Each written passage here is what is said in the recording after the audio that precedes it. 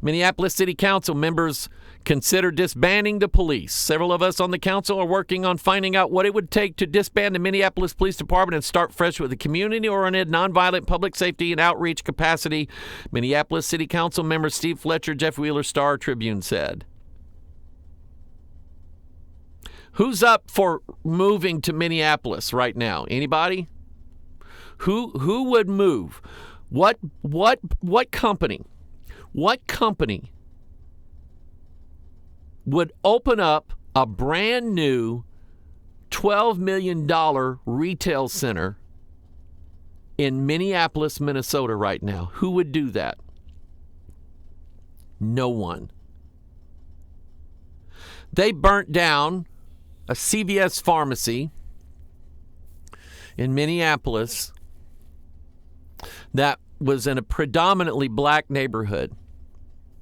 And you remember they interviewed this old man who said, I got to walk down here to get my medicine every month. Where am I going to? And they fought for years to get that CVS pharmacy there because CVS didn't want to build one there. It's a dangerous neighborhood. So they finally built one and they burn it down. Do you think they're going to build another one? Especially now that there's talk of disbanding the entire police department of Minneapolis, Minnesota. Who would put a store there and who would move there? And if you think the people who are behind this are crazy and they're lunatics, think again. They're crazy like a fox.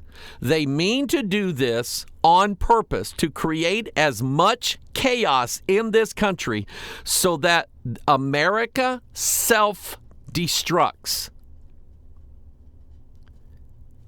And the shame of it is the people of America are going to be complicit in their own destruction. Nancy Pelosi's daughter is arrested for breaking into a liquor store for, quote, quarantine supplies. The apples don't fall far from the tree, they say. Nowhere is it more obvious in the case of Nancy Pelosi's daughters, often in trouble. They have lately shown that they share the trait most commonly associated with their mother, a hopeless addiction to alcohol and stealing. Both Melissa and Daphne were arrested this past weekend in San Fran, Cal, for breaking and entering. Officers were alerted to their crime by a silent alarm at This Is the Way to Liquor, a liquor store close to their home that they had recently decided to temporarily close down due to slow sales during the state's lockdown. The sisters have been incredibly upset by the decision to close, as a massive warehouse of spirits was their preferred place to shop for their partying needs. So this past Friday evening, when they ran out of refreshments, the Pelosi's decided that they would go there and just help themselves. Entering through the back door, the siblings walked in and proceeded to take from the shelves whatever they deserved, consuming as they went. It was real ransacking. The first officer on the scene was none other than Joe Barron, who gave a brief summary of the night's events. He said the two girls were absolutely obliterated drunk. They thought that they had every right to be there for being loyal customers over the years and couldn't understand why they had come to arrest them. They shouted out that they had to be there because they needed vital quarantine supplies. Yeah.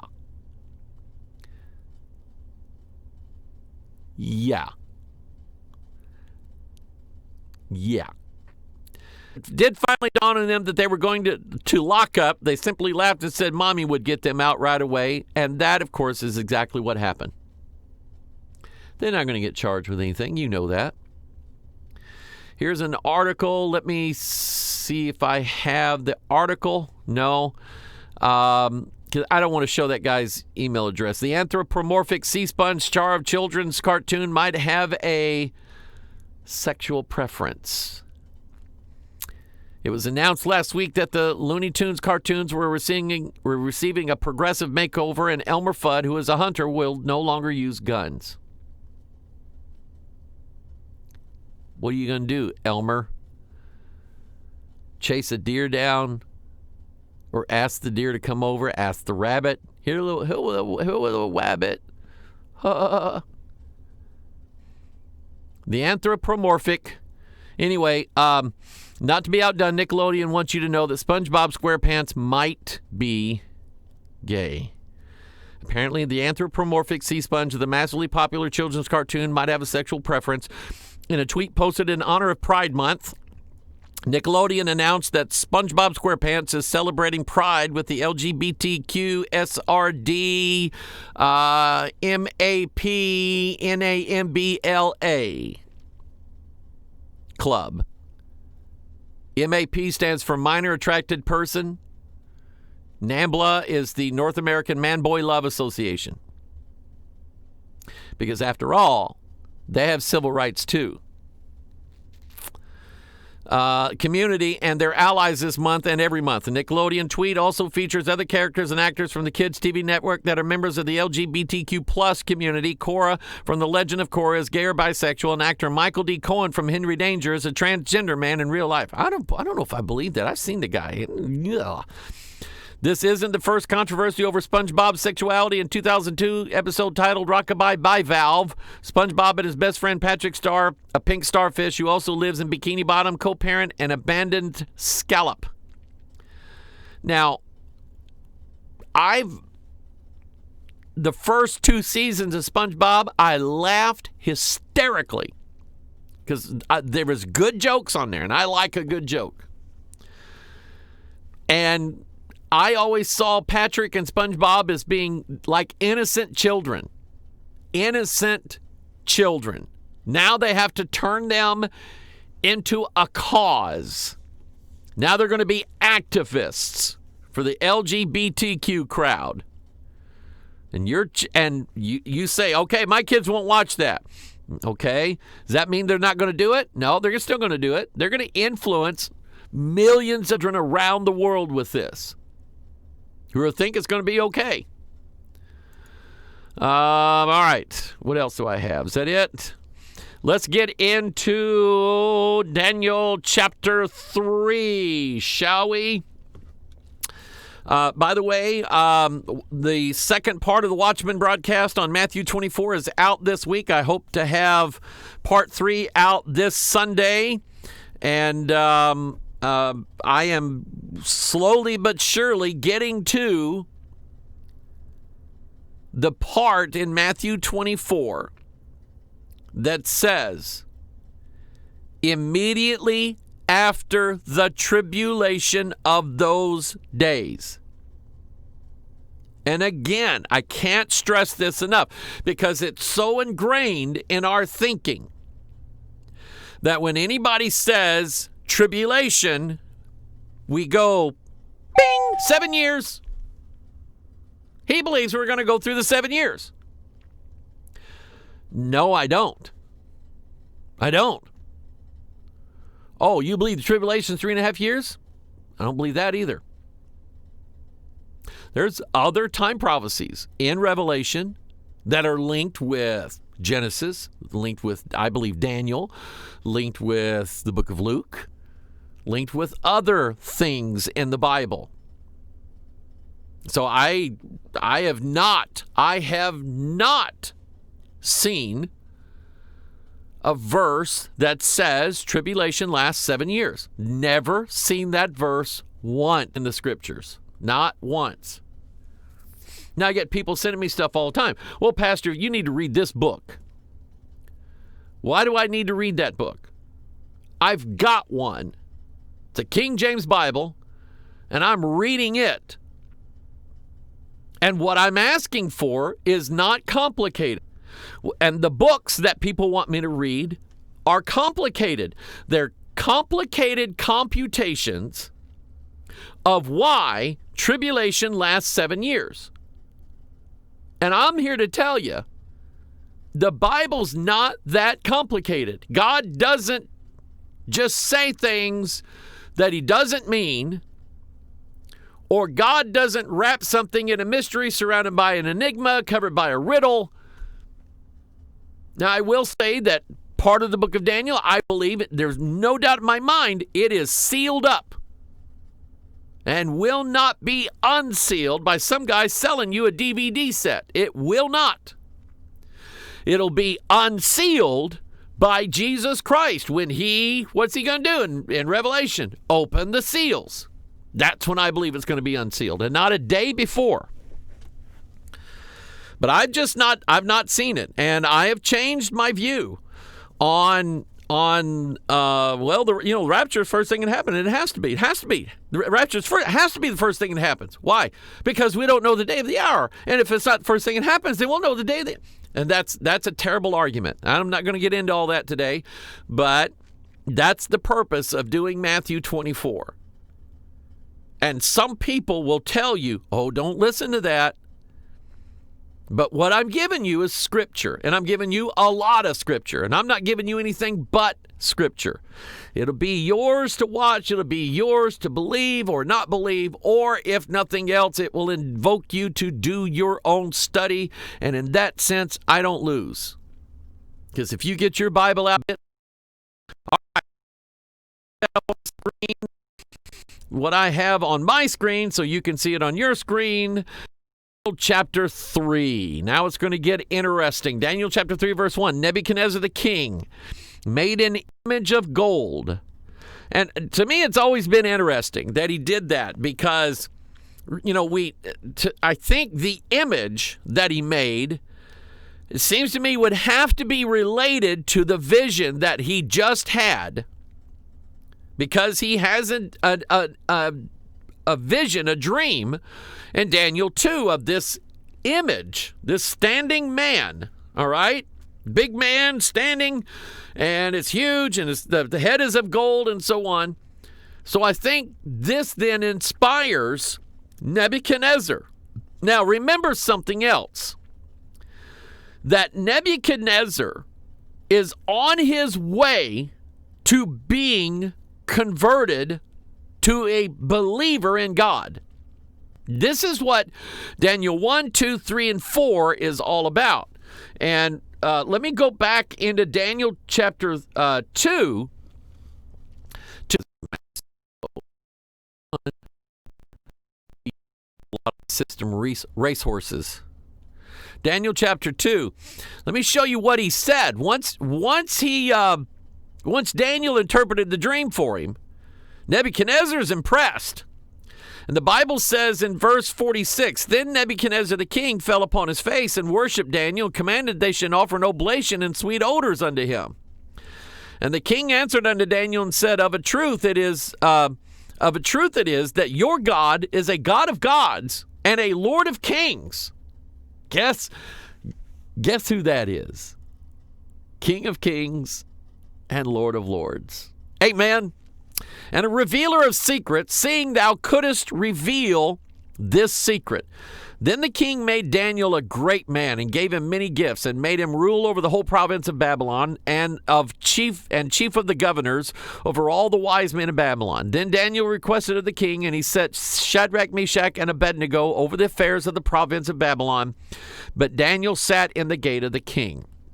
So right here, the king answered Daniel and said, Of a truth it is that your God is a God of gods and a Lord of kings. So at this time, Nebuchadnezzar now sees that the God of the Hebrews is a real God.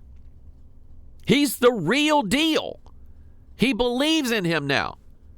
Now, he may have been thinking, as he's going to invade the land of Judah and destroy their temple and steal all their stuff, Nebuchadnezzar might have been thinking, well, these people, they have a God, but I guarantee you their God's not real, because if their God was real, why would their God allow me to come in their temple and steal all their stuff? Surely their God would have stopped me. So he might have been thinking that. But definitely, he doesn't think much. Now remember, back in chapter 1, Nebuchadnezzar saw that these pesky Hebrews, who withstood the king's meat and the king's wine and said, we don't want anything to do with it. He's going, okay, I'll give you your 10 days. And for 10 days, they didn't eat anything but pulse and drink water. And after 10 days, they were 10 times better than everybody else that the king, the young boys that he was raising up. So now he's going, wow, that's a That's an interesting religion you have. You're not allowed to eat this. You're not allowed to eat that. You're not allowed to drink that. And yet, we kind of think that kind of fattens people up and gives them good tone in their skin and, whatever. Wow, maybe, there's something about this religion of the Hebrews. Maybe it is a better lifestyle. Of course it is. But now in chapter 2, he's seeing that the God of the Hebrews, who gave them the laws of what to eat and what not to eat, he's seeing now that's a real God. There's no doubt in my mind, because my astrologers and Chaldeans and magicians and soothsayers, they didn't have the first clue. Not only of the interpretation of the dream, but what the dream was itself. They didn't have the first clue. And he probably noticed that after Daniel had given the king what the dream was, I'm sure the astrologers and the soothsayers were going, guys, we got to come up with an interpretation here. But then as Daniel gives the interpretation, those astrologers, their mouth was shut. They got nothing. They didn't argue with it. They didn't say, King, come on. That's what we were going to tell you that about the dream. I mean, we knew the dream. We figured it out. You just didn't give us a chance to tell you. But his interpretation, oh, King, oh my goodness, do you really believe that? I mean, come on. Let me give you a better interpretation. King, you're not just the head of gold. You're the chest of silver. You're the belly of the legs of brass, and you're the feet of iron. That's you. You're the whole thing. They didn't come up with anything. They got nothing out of it.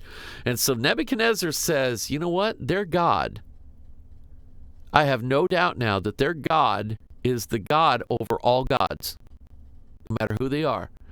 And their God is the Lord over every king, including me. So you see now how Nebuchadnezzar is getting his eyes opened. With some of us, sometimes it takes years. Now, you can teach a child about Jesus, and they'll just believe it.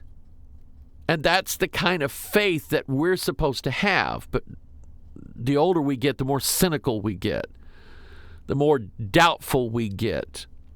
Whereas as children, my goodness, we even believed in the Easter Bunny and Santa Claus, and we'd never seen any of them. You can teach a child Jesus, and they'll believe it.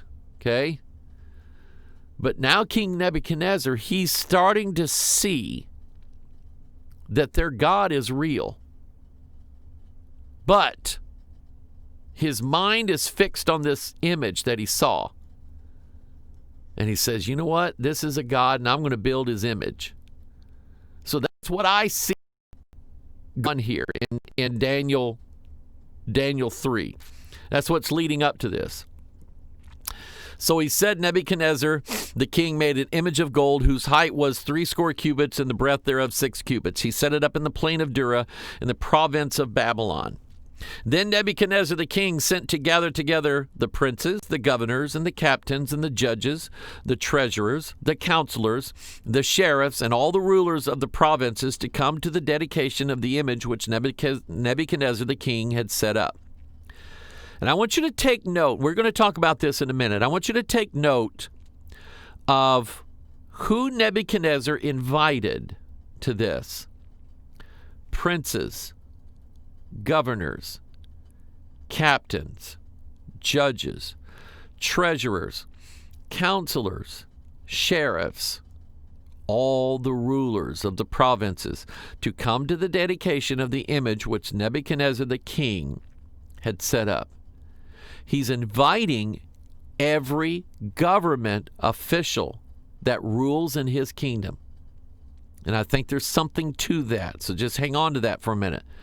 So now in verse 3, then the princes and the governors and the captains, the judges, the treasurers, the counselors, the sheriffs, and all the rulers of the provinces were gathered together under the dedication of the image that Nebuchadnezzar the king had set up. And they stood before the image that Nebuchadnezzar had set up. Then a guy named Herod, Herod cried aloud, "To you it is commanded, O people, nations, and languages." So we also know then that apparently there was a gathering of the people as well. We have all the high government officials, and we have the herald crying out to all the people, nations, and languages, that at what time ye hear the sound of the cornet, flute, harp, sackbut, psaltery, dulcimer, and all kinds of music, ye fall down and worship the golden image that Nebuchadnezzar the king has set up, and whosoever falleth not down and worshipeth shall the same hour be cast into the midst of a burning fiery furnace. Let me look at a couple things in this real quick before we move on. People, nations, and languages. We, of course, know that this is prophetic, as was Daniel chapter 1, as was Daniel chapter 2. This also is a prophecy. Even though it's a story that happened in the past that portrays and foretells of an event that's going to happen in the future. This is, I think, key to understanding this. Back in the day, when I didn't understand that about the Old Testament, to me, it was very difficult to read the Old Testament because I'm going, why should I read this? Because it's already happened. It's already been fulfilled. Why should I try to get some big meaning out of it? And to me, the Old Testament was the hardest thing in the world for me to read. Then I learned God speaketh once, yea, twice. God has spoken once, twice have I heard this.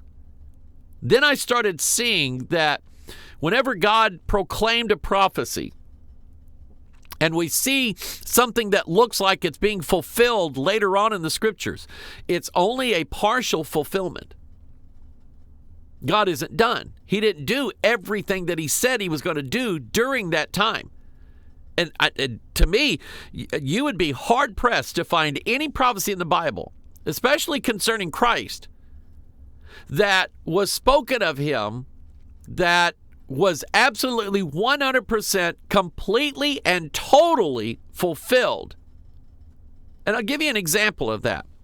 Let's go to, let's see here. Let's go to Isaiah, and let's look at Isaiah 61, I believe. Yeah. Isaiah 61, verse 1. The Spirit of the Lord God is upon me, because the Lord hath anointed me to preach good tidings unto the meek. He has sent me to bind up the brokenhearted, to proclaim liberty to the captives, and the opening of the prison to them that are bound, to proclaim the acceptable year of the Lord, and the day of vengeance of our God, to comfort all that mourn, to appoint unto them that mourn in Zion, to give them beauty for ashes, the oil of joy for mourning, the garment of praise for the spirit of heaviness, that they may be called trees of righteousness, the planting of the Lord, that he might be glorified. Now that is all one sentence. Well, I'm going to highlight that for you. These three verses, all one sentence. Okay? Now, let's go to, in fact, let me do it like this. Let's see here. Where is it? JK. Here we go. Let me open up another instance of the Pure Bible Search software. You can do that, by the way. You can have like 20 different instances of the Pure Bible Search software. Go to Luke chapter 4. And Jesus has just finished his 40 days being tempted. He's coming out of the wilderness now, and he came to Nazareth in verse 16 of Luke 4, where he had been brought up, and as his custom was, he went into the synagogue on the Sabbath day and stood up for to read. And there was delivered unto him the book of the prophet Isaiah, 66 chapters in Isaiah, 66 books in the Bible, so it's a proto-Bible. It's like a miniature Bible.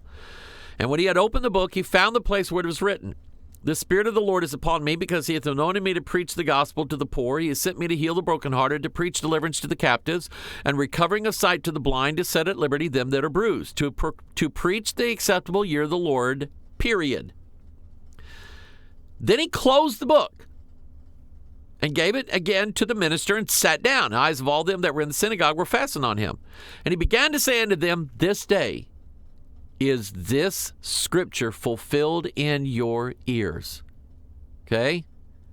And they were just like, whoa. Isn't he Joseph's son? Is he like the Messiah? Is he saying he's a Messiah or some big thing? Why is it that he said that was fulfilled right now? But if you, the last thing he said was to preach the acceptable year of the Lord, and he closed the book. And he handed it over to the minister, and he said, this is fulfilled right now. But if you go back and look, when he says to proclaim the acceptable year of the Lord, here it's a comma. And he says, and the day of vengeance of our God, to comfort all that mourn, to appoint unto them that mourn in Zion, to give unto them beauty for ashes, the oil of joy for mourning, the garment of praise, spirit of heaviness, and so on, that they might be called trees of righteousness, the planting of the Lord, that he might be glorified. Where he says in the day of vengeance of our God, that specifically was left out of what Jesus read. He essentially cut it off in mid-sentence, not even mentioning mid-verse. He cut it off. He stopped reading, and he closed the book. Now remember, that's a picture. When he takes the book and he opens it, that's Revelation 5 and Revelation 6 and 7 into Revelation 8. But here, he only reads part of the prophecy, and he stops reading, and he closes the book, hands it back, and he says, now this is fulfilled. But there was something left out, the day of vengeance of our God. That event was not going to happen in the day that Christ read this in Luke chapter 4. So it wasn't perfectly, completely, totally fulfilled. The latter fulfillment of the rest of that is awaiting the second coming of Christ, not during the first coming of Christ. You understand that now? God speaketh once, yea, twice. You do the same thing with what Joel said and then what Peter preached. Peter preached what Joel said. Again, he cut it off in mid-verse when he says, whosoever shall call upon the name of the Lord shall be saved. He stopped mid-verse, mid-sentence, and he preached, brethren, this is that which was spoken by the prophet. But even at that, some of the things that Peter said as he quoted from Joel didn't happen. The sun was not darkened. The moon didn't turn to blood. The stars didn't fall. There was no vapor and fire and pillars of smoke and signs and wonders in the heavens. There was none of that. All there was, I will pour out my spirit upon all flesh, and your sons and your daughters shall prophesy. Your old men shall dream dreams, and your young men shall see visions. And whosoever shall call upon the name of the Lord shall be saved. That's also in Romans 10. So that part definitely was fulfilled. But there are significant parts of what Joel said and what Peter quoted that didn't happen then. That must mean that God is reserving those things for a much later time. For anybody who has ever wished, like I have, to have lived in Bible times, to have been there to see Jesus in the synagogue, or to be healed by Jesus personally, like the woman who reached out and touched the hem of his garment. For those of you who wished that you could have seen the Red Sea open up, or see Elijah go up in the pillar of cloud, or whatever. Those of you who has ever wanted to see any of those things in the Bible, just hold on. Because the best things that God is going to do, he hasn't done yet. They're still going to happen. Okay? So, now back to Daniel chapter 3. Let me talk about these musical instruments as well. The cornet, we know that's a trumpet. Not a Donald trumpet, a trumpet. a flute. We know what that is. Maybe this, but probably something like this. The harp. We know what a harp is. The string, they tighten the strings, and every string has a sound, and they know how to pluck the strings. A sackbut is, my thing is, a sackbut is more like bagpipes.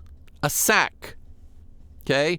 And the bag would generate the air, which would blow through reeds, and they would be able to play those reeds. The psaltery, okay? I picture that like, I was going to say a dulcimer, but he mentions dulcimer next. Maybe some sort of stringed instrument, and all kinds of music, all right? Or maybe a psaltery was like a blown instrument or something like that. But anyway, all the music. And ask yourself the question, does music, first of all, we know that music is a very important part of Christian worship. Music is. I love making the Lord's music and singing the Lord's songs. I love doing that. I've loved it for years. I'm not the best. I know that. I know that there are people who are much more talented than me that play the piano and the keyboards, that sing. I understand that. But what I can do, I try to do my very best for God, for His glory and His honor, because I think He deserves it. And if you hear anything that I sing or play, and you're blessed by that, I want you to give God the thanks. I want you to tell Him thank you, because more than likely He's the one that inspired the song. I'm just the singer of it. It's all I am. I've never written a song in my life. I don't know that I can. I don't have it in me. I can hear a song, and I can break it down. I could probably, to some extent, I could probably work out the parts and play it myself. I usually like to make my own soundtracks. But I love the Lord's song. I love it, and there's nothing wrong with singing unto the Lord and making melody in your heart and singing with a loud voice and make a joyful noise unto the Lord and play it loud. There's nothing wrong with that at all. But does the devil also know music? Of course he does. Remember, according to Ezekiel 28, the workmanship of thy tabrets and of thy pipes was prepared in thee in the day that thou wast created. And so there's absolutely no doubt in my mind that the devil knows music, that the devil knows how to use music to manipulate people, to drive people. There's a family in our church. This comes from them. So if you don't like what I'm fixing to say, then you blame the person that said it. But I'm going to stand by the person who said it, and I'm going to stand by what he said. As you know, we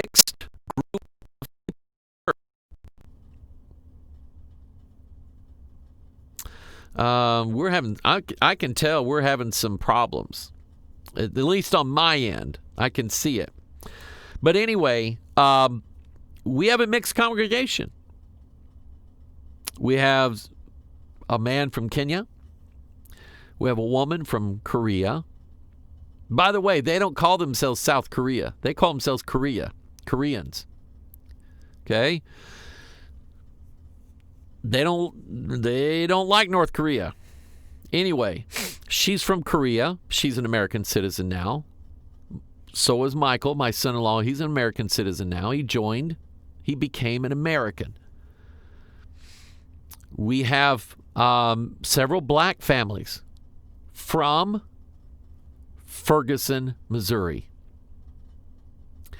And I'll never forget, I never asked him to say anything like this, but right after the Michael Brown shooting, and people, a Barack Obama, loyal Democrat prosecutor, went through every bit of evidence in the Michael Brown shooting, listened to all, like he listened to over 200 testimonies, and he concluded that Michael Brown's shooting was a justifiable self-defense thing from that police officer. He concluded it. He lost his job over that. Because while he made the judicial decision to not file charges against the police officer, he didn't make the politically correct decision to file charges against the police officer. So they voted him out. He had been the St. Louis prosecutor for years. And they voted him out, and they put in a woman who said that she's not going to file charges against anybody who rioted or looted in the city of St. Louis. Imagine that. But anyway, right after that happened, it's on a Sunday morning, and I just asked, does anybody, I wasn't looking for an agenda, and I certainly didn't ask it, but I said, does anybody have a word of testimony? And this man, this black man from Ferguson stood up. And he said, Pastor, I want to say something about what's going on in Ferguson. He said, they're my people, and I love them. But he said, I know for a fact that racial hatred is built into them and put into them as children by their parents and by their community. Hatred for all law enforcement is taught them, number one, by their peers, by their community, by their parents, and he said, but especially by their music. It's taught to them by their music. Their music tells them, hate Whitey, hate the police. Does it work? Pretty sure it does. Pretty sure it does. And I haven't talked about the rock and roll music scene in a long time. I ought to. It's not that I changed my view on it, because I haven't. But we all know that our nation has been changed, transformed by television and the music industry. Its course has been altered that way. Our lack of morals, our lack of civility, our lack of right thinking has literally been destroyed. People like Norman Lear, who had an agenda when he invented the show All in the Family. He had an agenda to absolutely demoralize an entire country, and boy, did it work. All he had to do was set up a bigot, a hypocritical bigot by the name of Archie Bunker, get everybody in the world to go against him while they would side for all these liberal causes. Norman Lear did that, and he did it well. Okay? I'm just telling you, if you compare TV shows from the mid to late 50s and early 60s to just 10 years later, by 1971, 1972, it's a huge difference. Huge difference. Music works. And the fact that the music that's played here tells me, because it's part of this, what this story is. In fact, it's the sign. This music now is the signal for people to either bow to the beast or stand for Jesus Christ. Somebody say amen. The music is the key. And that's another thing.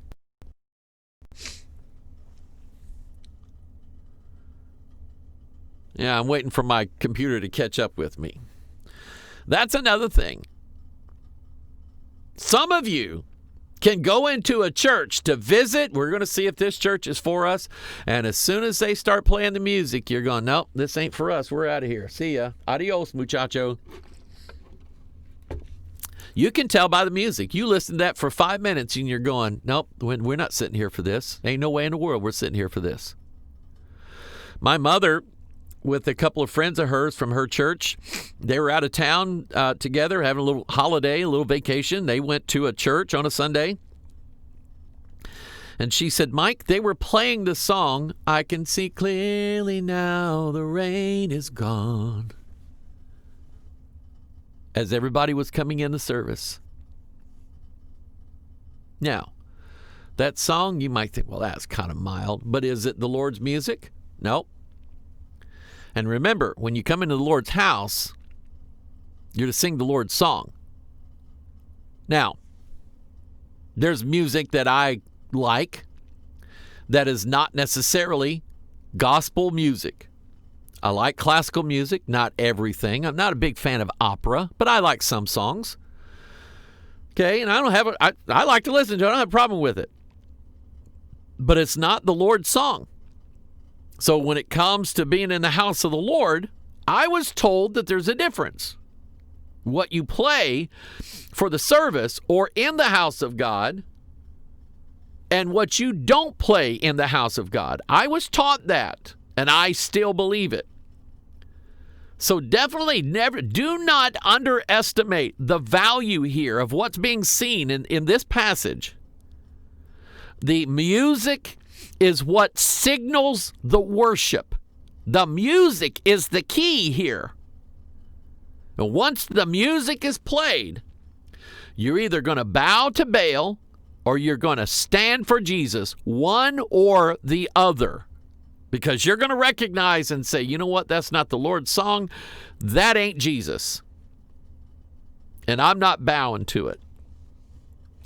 Now, he says in verse 3, then the princes and the governors and the captains and the judges and the treasurers and the counselors and the sheriffs and all the rulers of the provinces were gathered together under the dedication of the image that Nebuchadnezzar the king had set up, and they stood before the image that Nebuchadnezzar had set up. Then an herald cried out to you, to his commanded, O people, nations, languages, that at what time you hear the sound of the cornet, flute, harp, sackbut, psaltery, dulcimer, and all kinds of music, you fall down and worship the golden image that Nebuchadnezzar the king has set up. And whoso falleth not down and worshipeth shall the same hour be cast into the midst of a burning fiery furnace. Now, you've heard me say, and I'm still sticking with this.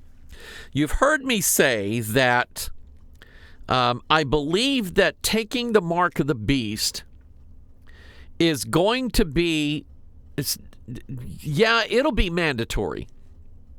However, it's still going to be a choice. You either choose to take it or you choose not to take it. It's still going to be a choice. And I think that with what we know, false prophets and false fake news, fake Facebook stories, fake YouTube videos. You know, the earth is flat. The earth is flat. How do you know? Because I watched a YouTube video. This says the earth is flat. It had proof on it. It had 50,000 verses in the Bible that said the earth was flat. And there's not one. There's not one. Okay, so we know that people can be led to believe things. And once they are led to believe it, they act upon what they believe in. And people are going to be led. The whole purpose, the false prophet is not someone who holds a gun to your head and says, do this or I'll kill you. That's what a soldier would do, a warrior. But a false prophet, all he's got to do is give his speech and lie to you. And when he's given his speech, you'll believe it. And then you'll go get the mark. Because you believe what the false prophet said. You saw the signs and the wonders that he did. You believe that he is the real deal. Therefore, because you believed what he said, you're going to go get that mark. Now, Look, however, at the bowing and the worshiping of this image. Yes, the people who take the mark, they're going to want to take it. But are there consequences to anyone who doesn't take the mark? Yeah, there's at least 3 that I can think of. Number 1, you'll not be able to buy. Number 2, you will not be able to sell. And number 3, you will get your head cut off. So there are consequences. And my point is that even though I believe taking the mark is going to be the work of the false prophet, convincing everybody that this is going to give them, it's going to heal all their diseases, it's going to cure their wrinkles, it's going to return their male, it's going to give them all kinds of these things that people lust after, like immortality. It's going to make you live forever, okay? And by the way, I think it's going to be free of charge. Possibly. Anyway, but they're going to take it. They're going to want to take it. And then there will be people who will say, I'm not touching that with a 10-foot pole. I won't do it. There's going to be consequences for that. You're not going to be able to buy. You're not going to be able to sell. And more than likely, eventually, you're going to get your head chopped off for that. Now, look, Revelation 13. This is relevant because we understand now what this image is. It's the beast. And I stood upon the sand of the sea, Revelation 13, and saw a beast rise up out of the sea, having 7 heads and 10 horns. Upon his horns 10 crowns. Upon his heads the name of blasphemy. The beast which I saw was like unto a leopard, and his feet were as the feet of a bear, and his mouth is the mouth of a lion. And the dragon gave him his power and his seat and great authority. And I saw one of his heads as it were wounded to death, and his deadly wound was healed, and all the world wondered after the beast. And they worshipped the dragon, which gave power unto the beast. And they worshipped the beast, saying, Who is like unto the beast? Who is able to make war with him?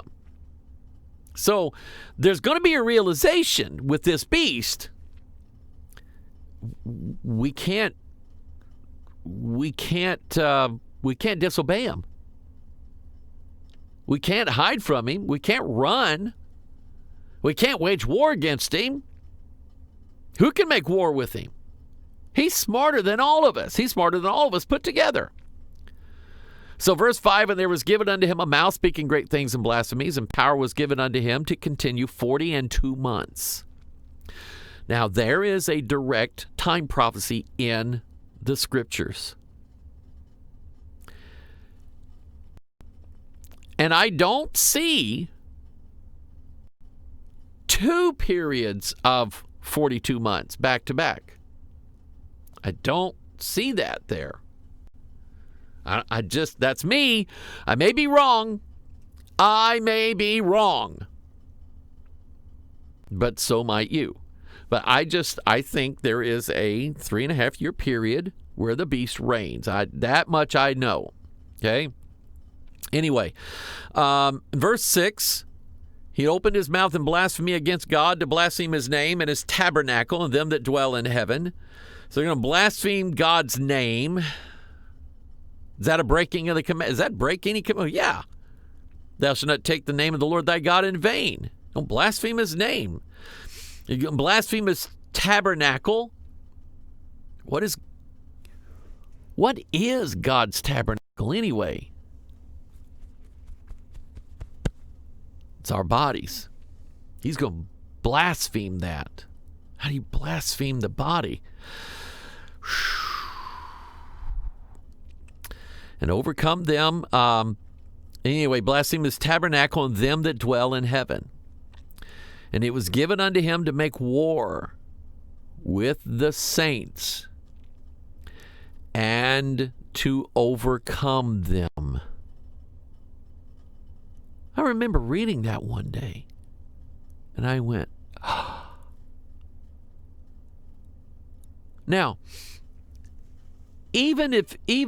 some say these saints, that's Israel. That's not the church.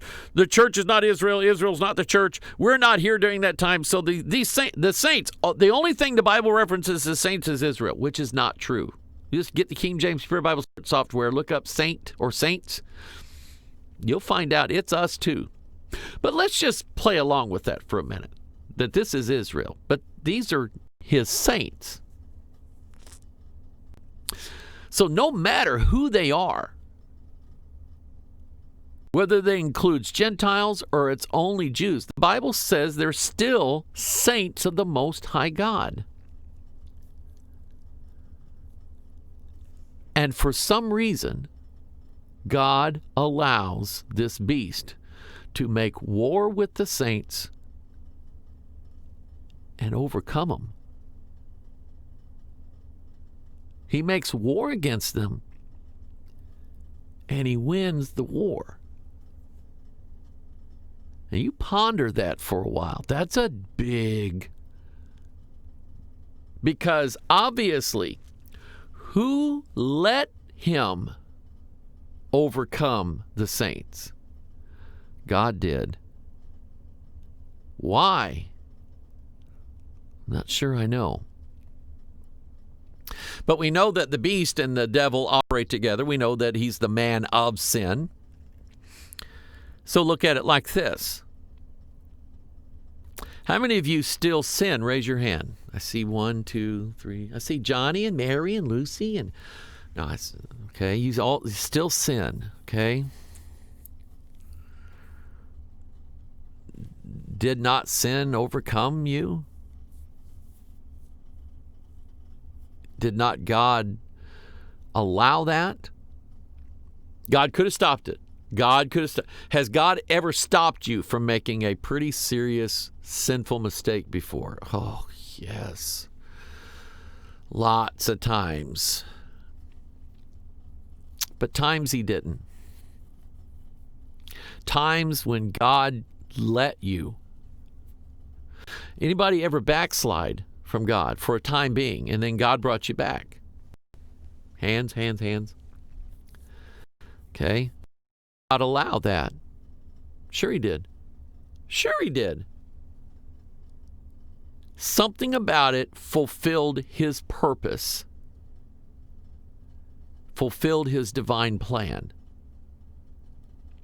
I preached it Sunday about the meaning of why God allows such rampant sin in our world and allows these people to get away with it.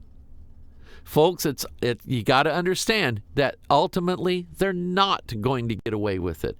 But God does he has to let sin mature. He must wait for sin to be ready to be harvested. So then there is a clear difference between wheat and tares, saved and unsaved, saints and sinners. There must always be a clear distinction in them. And God always waits for that distinction to show up. I mean, think about it. If we go back to Genesis 6, did not God wait after he had already made the decision that he was going to flood the earth? Did he not also wait? Yes. Waited for Noah to build the ark. And if what it says there, that it pertains to that, his days shall be 120 years. So I believe it's highly possible that God waited 120 years after he said, I'm going to destroy this whole world with water. I'm going to flood it over with water and kill every man, woman, and child and beast on the earth. I'm going to kill every one of them, but I'll wait 120 years. God waited. He waited until that ark was finished. Then he did it. The two angels that were supposed to carry Lot and his family outside of Sodom, he said, hasten, for we cannot destroy this place until you're out. God had already judged it. God had already signed off on it. God said, I'm going to destroy Sodom, Gomorrah, Admah, what was the other name? Zeboim. I'm going to destroy them all. But I'm going to wait till Lot's out and free and clear, and then I'll destroy him. Allowed it to go on, but God allows it to get to a place where he knows now there's no turning back. There's no amount of preaching to man is going to change what man has become. There is nothing that's going to stop it. Not even God himself. He gave man the power of choice. Those men chose. They sealed their fate. And God had already established they've sealed their fate. But it's always got to come to a head. All right? Anyway, let's see here. Verse 7, it was given over to make war with the saints, overcome them, and power was given him over all kindreds, tongues, and nations. And all that dwell upon the earth shall worship him, whose names are not written in the book of life of the Lamb slain from the foundation of the world. And I've said this. I think the most hardened atheist, the most absolute Bill Nye the Science Guy atheist, is about to become a religious worshiper. The most hardened, violent atheist on the planet is about to turn religious. They're going to believe in a God. They are going to believe in a God. And it's this one. All that dwell upon the earth shall worship him, whose names are not written in the book of life of the Lamb slain from the foundation of the world. If any man have an ear, let him hear. And he that leadeth into captivity shall go into captivity. He that killeth with the sword must be killed with the sword. Here is the patience and faith of who? The saints. Again, this depends on who you believe the saints are, right? Now, Revelation 13:11. This is where we link Daniel 3. And I beheld another beast coming up out of the earth. And he had two horns like a lamb. He spake as a dragon. He exerciseth all the power of the first beast before him, and causes. Remember, he's not a warrior who forces you to do it. He preaches the message you respond to. He gives the speech. He gives the oration. He tells you the wonderful tales. He uses great words, great swelling words of vanity. He gives you this oration that when you hear it, you say, that's the voice of a God, not a man. And so he causes them, the earth, and them which dwell therein, to worship the first beast, whose deadly wound was healed. You see it? Is anybody worshiping the beast because there's a spear to their back or they're threatened in any way? I don't believe so. I believe the role of the false prophet is to change everybody's mind, convert their thinking, teaching them that we're better together. Right? Remember that? What I told you? Better together? That's what he's going to do. He's going to talk them into it. And they're going to respond. They're going to say, well, of course we're going to worship the beast. I love worshiping the beast because I get this feeling all over me. Oh, it feels like electricity. And I want more. Oh, I want more, God. And just like in religious services, they've turned these people into almost like heroin addicts, giving them their feelings and their emotions and this high, this ecstasy that they can't get enough of. And he gets them hooked on it, and they want more and want more and want more. And then he says to them, your physical body can't handle more of what I've got more. I've got more that will blow your mind. But your physical body right now can't handle it. However, the team at Massachusetts Institute of Technology or the Wyoming Institute of Technology, WIT, it's a joke, they've worked on this genetic alteration. Once you get it, then then you'll be able to handle it. So anyway, he doeth great wonders, so he maketh fire come down from heaven on the earth in the sight of men. He deceiveth them that dwell on the earth by means of those miracles, which he had power to do in the sight of the beast, saying to them that dwell on the earth that they should make an image to the beast, which had the wound by a sword and did live. Again, is he forcing anybody to do it? No. Is he holding a gun to their head? No. Does he withhold food from them and starvation happens and then he says, are you going to, yeah, I'll worship him now. Just give me something to eat. No. He just preaches to them, does miracles. And they do it, willfully do it. So verse 15, he had power to give life to the image of the beast, that the image of the beast should both speak and cause that as many as would not worship the image of the beast should be killed. And he causeth all, both small and great, rich and poor, free and bond. 6. 1, 2, 3, 4, 5, 6. Small and great, rich and poor, free and bond. All those groups is what that means. To receive a mark in their right hand or in their foreheads. And they're both opposites. Small and great is opposites. Rich and poor, opposites. Free and bond, opposites. You notice that? There's 6 of them there, 3 groups of 2 apiece, and they're opposites. It causes them, not forces. He's not a soldier. He's a preacher. And he uses the wonders and the signs and the lying wonders and this great speeches to talk them into. They want this mark. They'll beg for this mark. You don't have to do anything to them to get them to take it. They will do anything to receive that mark. But no man might buy or sell, save he that had the mark, or the name of the beast, or the number of his name. I don't know what that is, and I don't know what's behind it. I don't understand that yet. Here is wisdom. Let him that hath understanding count the number of the beast, for it is the number of a man. Note it's beast and man. It's the number of the beast. It's the number of man. Which is it? Both. And his number is 666. Now the 66 is exactly how the image was made in Daniel chapter 3. It was 60 cubits tall, 6 cubits wide. 60 and 6. Is that an accident? Not on your life is that an accident.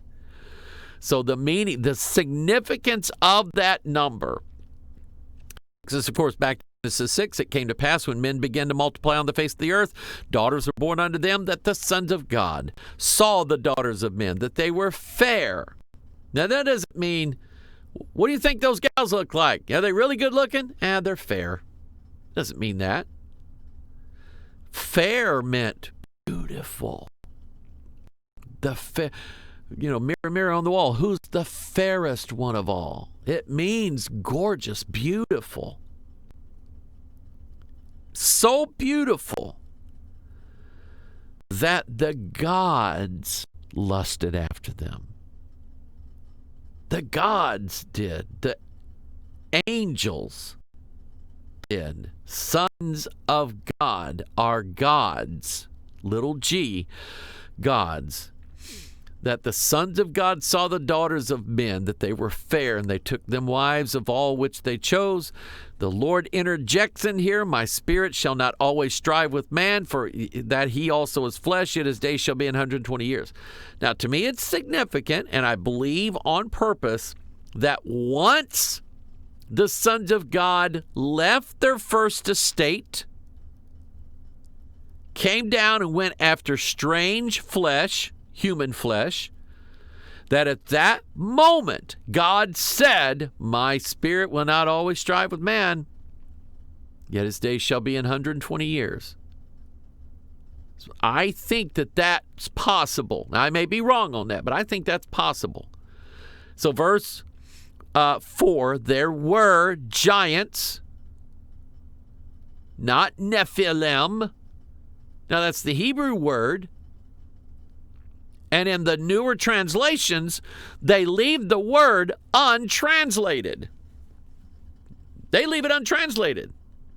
NIV, New American Standard, they say, in those days the Nephilim were on the earth. And it sort of leaves it then, whatever you want to believe about Nephilim is, I guess, okay. Now, I know how scholars think. I used to hang around them, going to colleges, 2 different Bible colleges. I know how they think. And if you take a word like Nephilim and you remove away the absolute meaning that God intended, which is giants, that's what's in our King James, you remove that, then the Nephilim don't necessarily have to be 20, 30 feet tall, 15 feet tall, 13 feet tall, 10 feet tall. They don't have to be that, because that's what a giant is. The Nephilim, it simply means fallen race or a fallen people. That's all they were. They were not humongous, monstrous, Frankenstein men. That's not what they were. And that's how, I'm telling you, that's how scholars think. Once you remove the static meaning of what Nephilim is, according to our King James, it means giants. Once you remove that static definition, then you have an abstract definition. It could be whatever you want it to be. You could believe whatever you wanted to believe about it. So that now you don't have to believe in giants if you don't want to. Because we took away that static meaning that was in the old King James that people believed for well over 400 years. Well over 400 years, people believed it. That they was talking about giants. The giants in the earth in those days, and also after that. So before the flood, after the flood, when the sons of God came in into the daughters of men. Notice the contrast. God, men, sons, daughters. Again, opposites. And they bear children to them. Now, these children are a fusion. Let me show you that. Let's see if I have that picture again. See if I can show that to you. Where was that? Here it is. That ain't the right one. That don't show up right. Where is that? Where is that picture? Oh, drat. Oh, dear. Oh, drat. Oh, dear. Hang on, I'll find it. It's right somewhere. No, it's not there. Where did I hide it? Where did I put it? There. No. I'm close. I'm almost close. I'm there. Here it is, right there. It is. Oh, finally got it. Better together. Here's your giants right here. In that symbol and in that symbol. Sons of God, daughters of men. And it kind of looks like, I woke up early yesterday morning, so I turned my tablet on and it said it had update, so it was going to update and I was going to read my Bible on it. And the 2 arrows chasing one another in a circle. And I just kept staring at that for a while, and I'm going, well, I know what that is. It's the Ouroboros. Okay? A serpent eating its own tail or chasing its own tail. And it's a symbol for eternity. And honestly, when you see a spinning thing on a computer, doesn't it feel like eternity while you're waiting for it to do what it's doing, right? So I watched that thing for a long time, and that's what I got out of it. It was a fusion of opposites. A tail and a mouth are 2 different things, and they don't belong together, right? Amen? They don't belong together, but that's what it is. And then, of course, better together. That's the key to that 666, to that number 6. We're better together. So anywhere you see that, take a picture of it, okay? The same became mighty men of old, men of renown. That's the number 6. 1 Samuel 17. Notice, I'm running out of time here. Notice that Goliath, he was 6 cubits. Get back there. He was 6 cubits. His spear's head weighed 600 shekels of iron. That's a connection to your iron kingdom. His brother had 6 fingers on each hand, 6 toes on each foot. 666. And then notice 2 Thessalonians. I have just a little time. He talks about the mystery of iniquity doth already work. You know what the mystery of iniquity is? It's the opposite of the mystery of godliness. And notice this. Without controversy, great is the mystery of godliness. God was manifest in the flesh. Do you see that? God is not flesh. Flesh is not God. And yet, God came down here, humbled himself, and he was manifest in the flesh. Mary was a human. So Jesus was born Son of Man, but he was also born Son of God. And the two terms don't cancel each other out. He was fully God, fully man. So there's 6 things here. Manifest in the flesh, justified in the spirit, seen of angels, preached unto the Gentiles, believed on in the world, received up into glory. 6 things that start out, God was manifest in the flesh. So if you take that and go to its opposite, and its opposite is Genesis 6, where sons of God, daughters of men, instead of God and one woman, you have multiple gods, multiple women, attempting to be like the Most High by creating their own Savior children, the hybrids, instead of the one Savior, Jesus Christ, God Almighty. Can I hear God's people say amen? All right, we'll try to finish this up. Next Tuesday, you pray for me. I'll pray for you. Appreciate you. You're the reason why I do what I do. You're the reason why over 1,000 families just got fed, one house at a time. Over 1,000 families, one house at a time got fed. You tell God thank you that out of all the terrible things you've done in your life, God allowed you to be part of the greatest blessing that anybody can ever do. You helped save lives. God used you to do that. Give him the credit for it, all right? I love you. Think Bible.